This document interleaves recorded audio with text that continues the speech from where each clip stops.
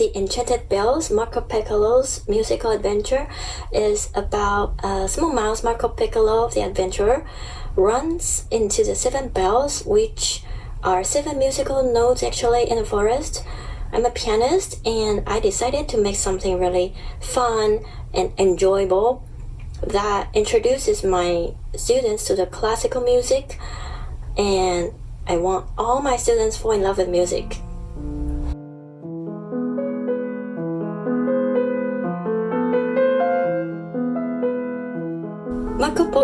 Marco Piccolo.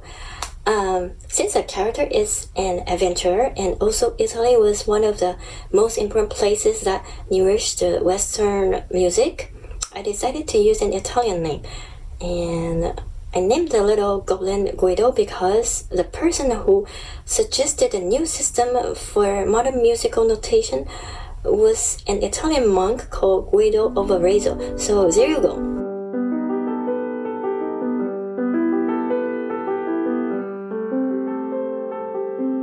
My students, when I noticed that reading music is actually quite painful for some of my students, I started to think about making my own teaching materials to introduce the 7 treble notes, hoping that they will recognize the notes better after reading the storybook.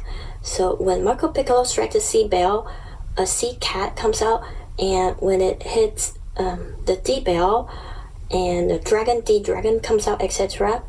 And I also introduce some music terms inside the book, and I hide composers' names inside the illustrations. So every time when they find out the composers inside the illustrations, I will introduce them the composers. I tell stories, and I tell them about the backgrounds of the composers, the styles, music styles, etc.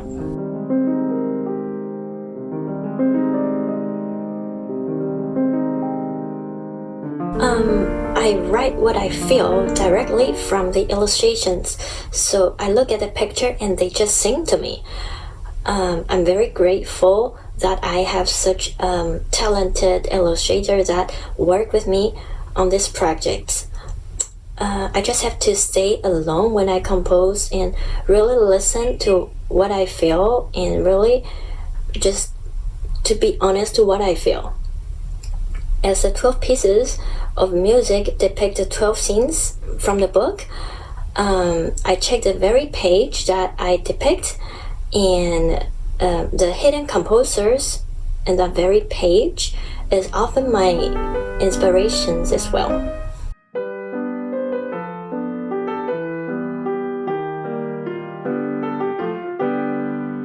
It's not that easy to answer this question, but if I had to choose one, I would probably say a lullaby. The page from the illustration book that corresponds to the music, this music, a lullaby, hides a composer named Brahms, and he's one of my favorite composers.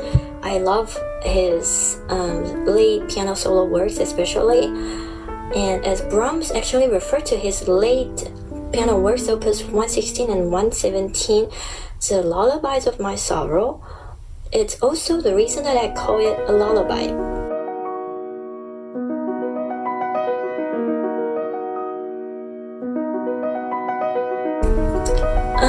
I hope that this book can give the readers some happiness and some little wonderful moments in their daily life, fun experiences in their music journeys. And classical music is really fun. That's why I really have to share this with everyone.